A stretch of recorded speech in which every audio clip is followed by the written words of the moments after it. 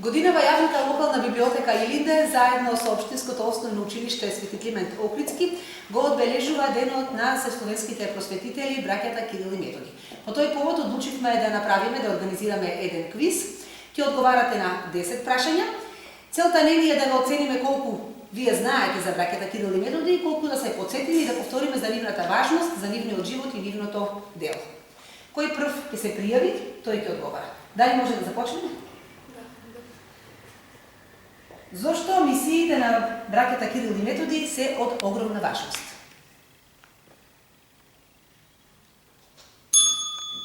За расширување на писменост и за подобра комуникација меѓу луѓето. Свети Кирил и Методи ја создале кирилицата, глаголицата или грчкото уницијално писмо?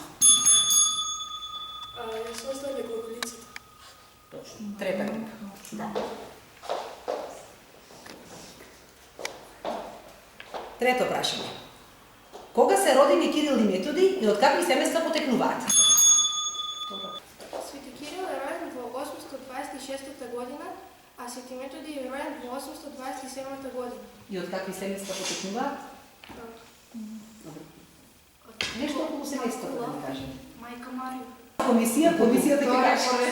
Ајде вторите. Не, втори. Ајде, вие се пријавихте втори? Да кажем? Да. Кога се родени Кирил и Методи? И од какви семејства? Кирил е роден 826 година, Методи 827 година.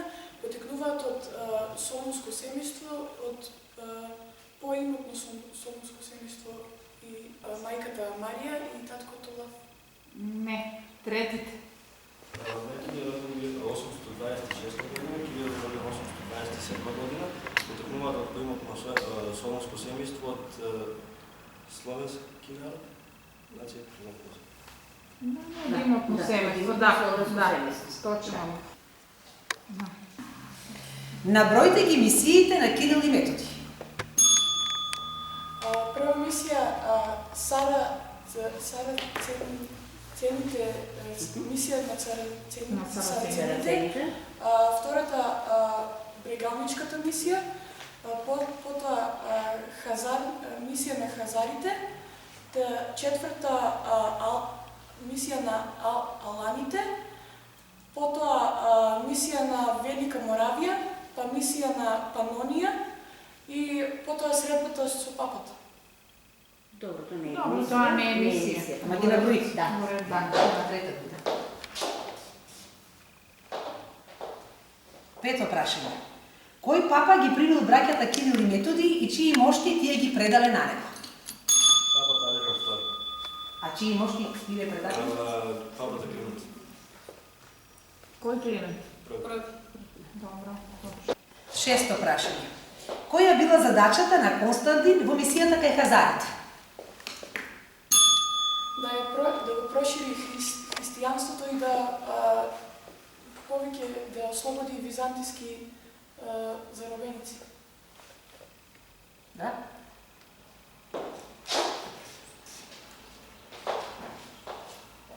Објасните ја накратко брегалничката мисија.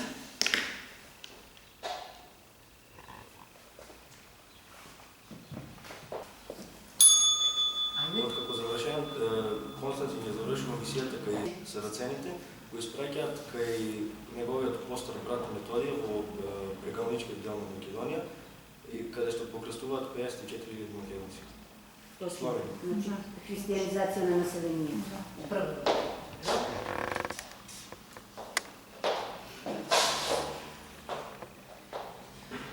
Кое е значењето на панонската мисија? За панонската мисија.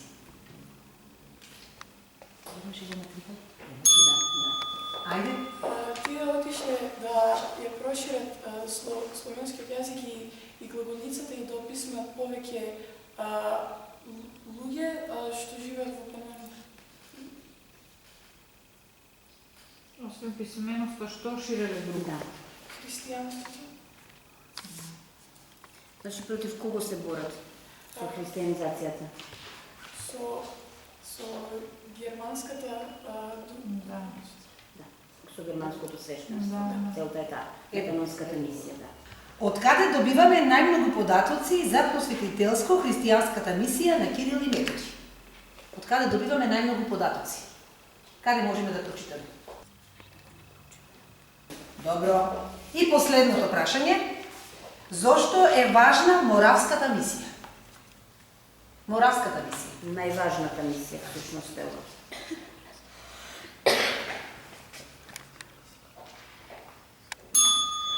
Бидејќи поради таа мисија тие ја направија глаголската азбука. Глаголицата. Бидејќи тие биле пратени на таа мисија и со тоа ја направиле глаголицата. За таа цел. Една од поважните работи е токму создавањето на глаголицата, меѓутоа не е само ова. Има уште две други работи. И ослободување на повеќе византијски. Значи, тоа е веќе политичката страна. Која е третата? Христијанството. Значи, христијанизација. Да. Значи, сите мисии кај нив имаат политички, верски или во случај се христијански карактер и последната мисијата, Моравската мисија е и со просветителска фактички дејност. Затоа што тогаш се создава третата група. Глаголицата, да. Признаем. Ќе го признаем. Тука го завршуваме денешниот квиз според бодовите кои што ги запишавме. Прво место е третата група, честитки. Второ место е првата група и трето место е втората група. И благодарам на сите